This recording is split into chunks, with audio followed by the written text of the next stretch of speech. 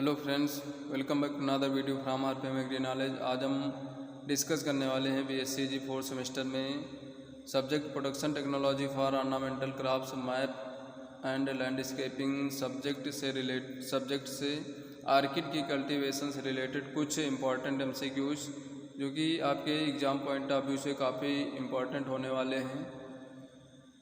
इसके अलावा agriculture related जो भी एग्ज़ाम की तैयारी कर रहे हैं उनके लिए भी ये वीडियो काफ़ी इम्पॉर्टेंट होने वाला है।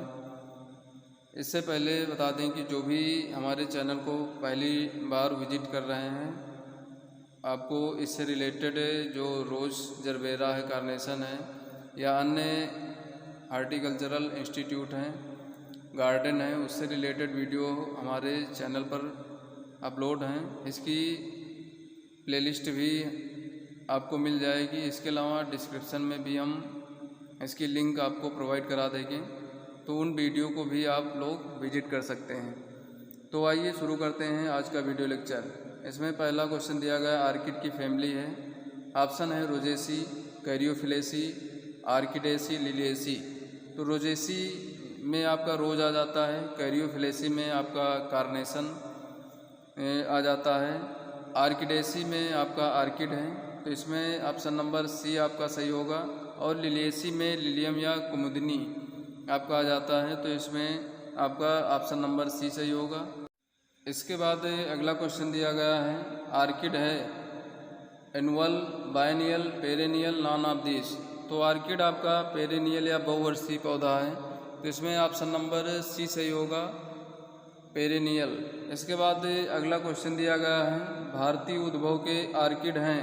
जो भारतीय उद्भव के आर्किड हैं, इसमें ऑप्शन है सिम्बिडियम, डेंड्रोबियम, पैफियो, पेंडिलम और आल। तो इसमें सभी जो यहाँ पर आर्किड हैं वो आपके भारतीय उद्भव के हैं, सिम्बिडियम हो या डेंड्रोबियम है या पैफियो, पेंडिलम है, ये सभी यहीं पर उगाए जाते हैं, जिसमें दार्जिलिंग और शिलांग में इनका कमर्शियल प्रोडक्शन किया जाता है। जबकि जो डेंड्रोबियम ये प्रजाति है, इसको अधिकतर बंगलौर में उगाया जाता है, वहाँ के जलवायु में उगाने के लिए ये काफ़ी उपयुक्त होती है। जिसमें सिम्बिडियम जो प्रजाति है, इसका अधिक उत्पादन आर्किड का, सिम्बिडियम का अधिकतर किया जाता है। और लगभग इसमें जो आपका कट फ्लावर है उसमें 3% इसका उत्पादन होता है। इसके बाद अगला क्वेश्चन दिया गया है विश्व में आर्किड का सबसे अधिक निर्यात करने वाला देश है। ऑप्शन है थाईलैंड, इंडिया, यूएसए, जर्मनी। तो विश्व में सबसे अधिक जो आर्किड का निर्यात करने वाला देश है वो थाईलैंड है, जिसमें ऑप्शन नंबर ए सही होगा। इसके बाद अगला क्वेश्चन दिया गया है national research centre for orchid कहाँ स्थित है। तो जो national research centre for orchid है वो ऑप्शन है लखनऊ, यूपी, बंगलोर, पैंगोंग, सिक्किम, दार्जिलिंग। तो इसमें ऑप्शन नंबर 3 आपका सही होगा, सिक्किम। इसके बाद अगला क्वेश्चन दिया गया है स्थलीय आर्किड या टेरेस्ट्रियल आर्किड के उदाहरण हैं। ऑप्शन है यहाँ पर स्पैथोग्लैटिस, अरुंडिना, बोथ, नॉन। तो जो इसमें स्थलीय आर्किड्स है वो स्पैथोग्लोटिस भी है और अरुंडिना भी है, तो इसमें ऑप्शन नंबर सी सही होगा, बोथ। तो जो स्थलीय आर्किड्स होते हैं ये प्रायः मृदा में स्थित होते हैं और इनकी जो जड़ें होती हैं वो भूमि में प्रवेश करके पौधे के विकास और उसके बढ़वार के लिए जो आवश्यक नमी और पोषक तत्व की आवश्यकता होती हैं वो मृदा से ही प्राप्त करती हैं। और इनके जो तने होते हैं काफ़ी फैलने वाले होते हैं और प्रकंदों में ये मॉडिफाइड हो जाते हैं। इनकी जो जड़ें होती हैं वो फाइब्रस होती हैं, काफ़ी कंदी और रेशेदार होती हैं। और ये जो टेरेस्ट्रियल आर्किड्स हैं ये अधिकतर आपके शीतोष्ण क्षेत्रों में या जो टेम्परेट रीजन होते हैं वहाँ पर पाए जाते हैं।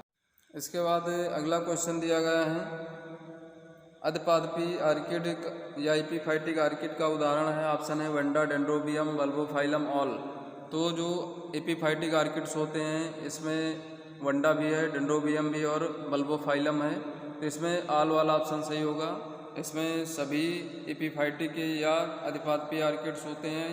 अधिपादपी आर्किड्स जो होते हैं ये शाखाओं, जो वृक्ष की शाखाएं होती हैं या चट्टानें होती हैं उस पर उगते हैं। इनकी जो जड़ें और शाखाएं होती हैं ये सभी वायु में ही फैले रहती हैं। इनके जो आधार होते हैं वो शाखाएं जो या चट्टानें होती हैं इसी पर ये पाए जाते हैं। और इनमें वायवीय या एरियल रूट्स पाई जाती हैं जिसके द्वारा ये अपने जल को और पोषण को उन्हीं के द्वारा अवशोषित करते हैं। ये जो भोजन को प्राप्त करते हैं ये जो छाल हैं या चट्टानें हैं उस पर जो भी ह्यूमस होता है उसी से प्राप्त करते हैं। और ये आर्किड आपके उष्णकटिबंधीय क्षेत्रों में पाए जाते हैं। इसके बाद इसमें एरियल रूट्स में एक वेलामेन टिश्यूज़ भी पाए जाते हैं। वेलामेन, ये भी याद रखना, पूछा जा सकता है। वेलामेन टिश्यूज़ क्या होते हैं? जो एपिडर्मिस एरियल रूट्स में पाई जाती हैं वो उसकी कई लेयर पाई जाती हैं। और कई लेयर पाए जाने के कारण और इसमें जो यहाँ पर सेल्स होती हैं उनके बीच में काफ़ी स्थान पाया जाता है। तो ये स्पंज की भांति कार्य करते हैं। स्पंजी टिश्यूज एक तरीके से पाए जाते हैं जिससे ये जल है और पोषक तत्व हैं उनको ये अवशोषित कर लेते हैं। तो इसमें वेलामेन पाया जाता है, उसको हम वेलामेन टिश्यूज बोलते हैं। इसमें एक और ग्रुप आपका टेरेस्ट्रियल एपीफाइटिक और सेमी टेरेस्ट्रियल आर्किड के बाद एक और ग्रुप है इसमें सैप्रोफाइटिक आर्किड, या जो मृतजीवी आर्किड होता है सैप्रोफाइटिक। ये जो सैप्रोफाइटिक आर्किड्स होते हैं इसमें क्लोरोफिल नहीं पाया जाता और ये बहुवर्षीय होते हैं। तो ये इसके अंतर्गत एक क्रिप्टोलियास आपका जीनस है वो आता है सैप्रोफाइटिक आर्किड्स में। इसके अलावा गैस्ट्रोडिया भी आपका इसी के अंतर्गत आता है। इसके बाद अगला क्वेश्चन दिया गया है मोनोपोडियल आर्किड के उदाहरण हैं। मोनोपोडियल जो आर्किड्स के उदाहरण के रूप में ऑप्शन है वंडा, अराइकनिस, एराइड्स, ऑल। तो जो मोनोपोडियल आर्किड्स होते हैं वो सभी होते हैं। वंडा भी है, अराइकनिस भी है और एराइड्स भी है। तो जो मोनोपोडियल आर्किड्स होते हैं ये एक ही दिशा में बढ़ते हैं और इनके तने प्रतिवर्ष लंबे होते चले जाते हैं। और इनमें जो पंक्तियों का पत्तियां पाई जाती हैं वो काफ़ी कड़ी और चमड़े जैसी होती हैं जो कि तने के निचले भाग के चारों ओर उपस्थित रहती हैं। इसमें प्रायः जो पार्श्व शाखाएँ होती हैं वो भी उत्पन्न होती हैं। और इनकी प्रजातियों में जो पत्तियां होती हैं उनके किनारे दांतेदार होते हैं। इसके बाद अगला है आपका सिम्पोडियल या संधिताक्षी आर्किड के उदाहरण हैं। तो इसमें आपके डेंड्रोबियम, कैटलेया, सिम्बिडियम, ऑल।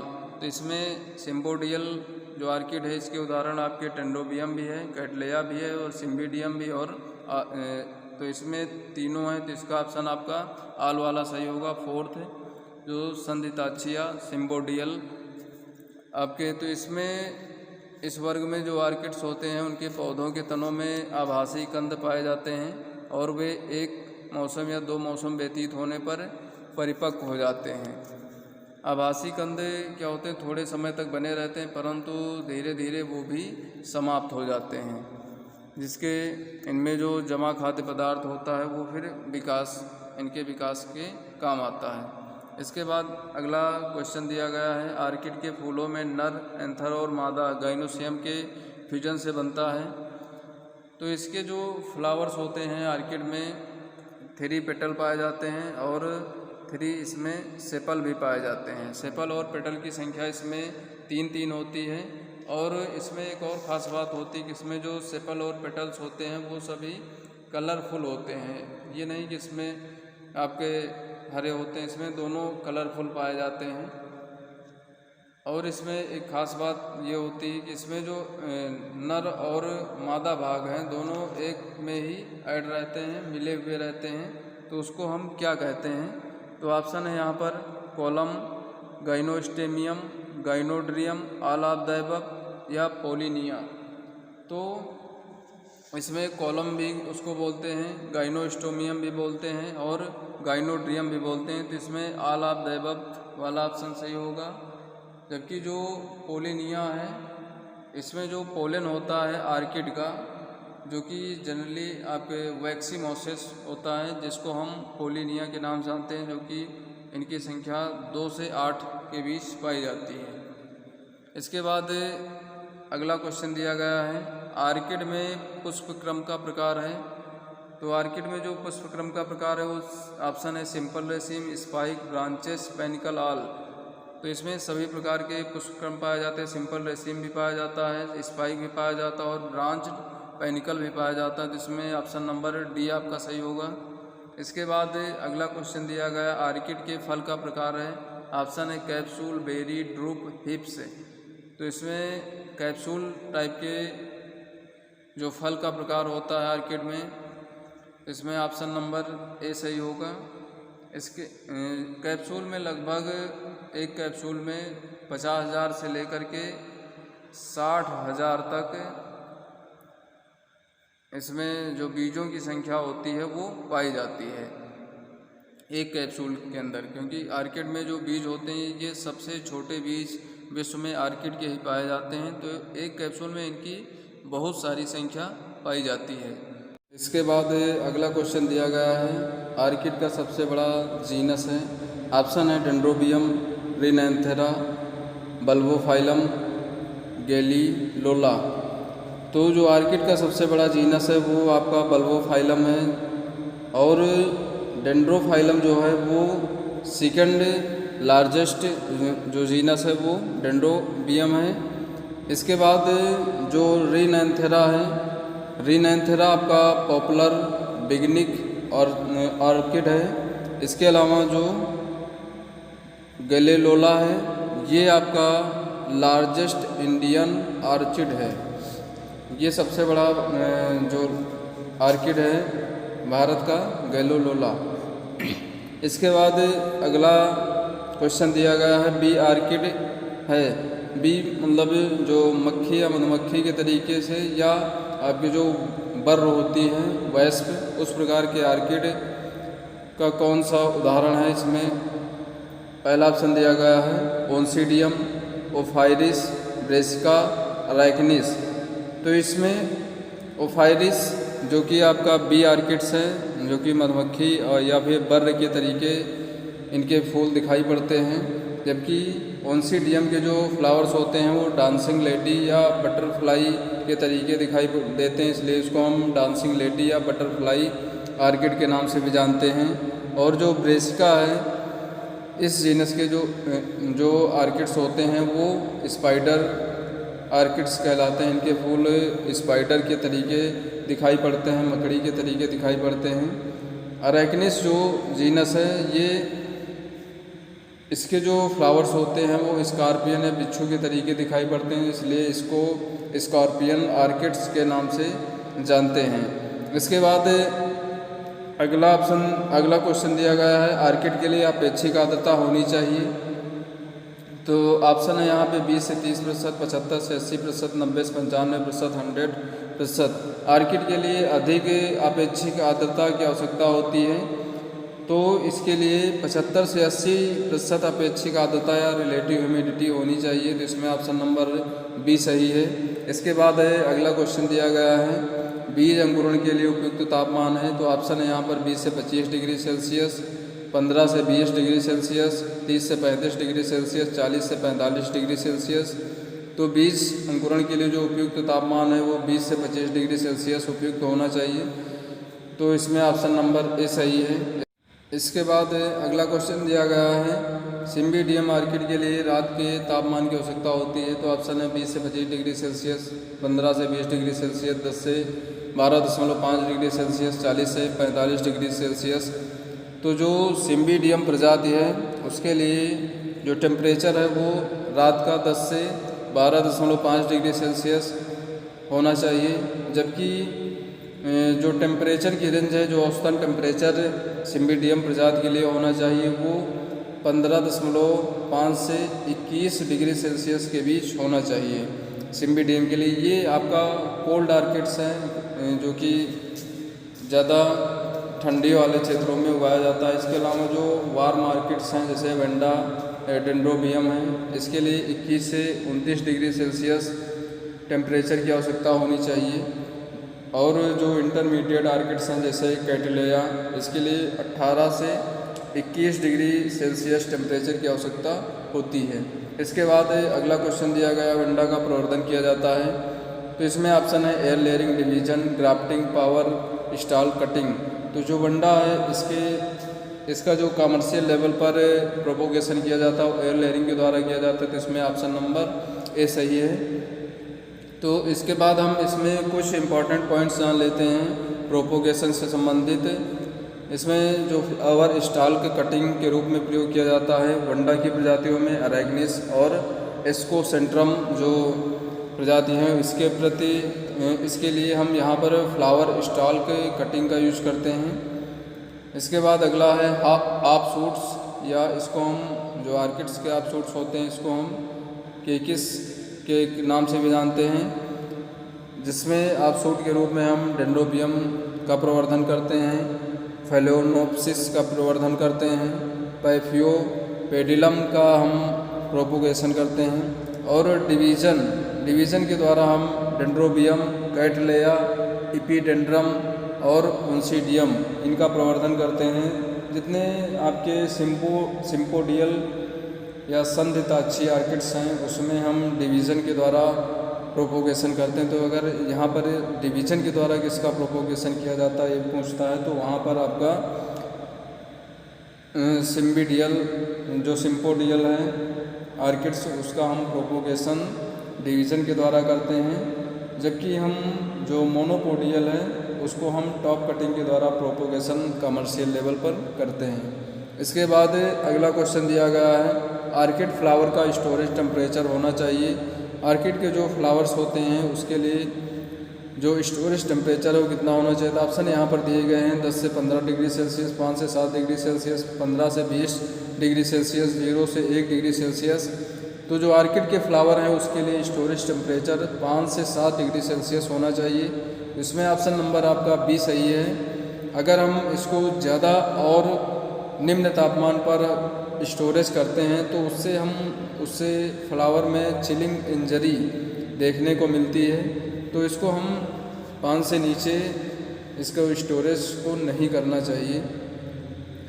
इसके बाद अगला क्वेश्चन दिया गया है, आर्किड का मेजर पेस्ट है। ऑप्शन है स्नेल्स, स्लग्स, बोथ, नॉन।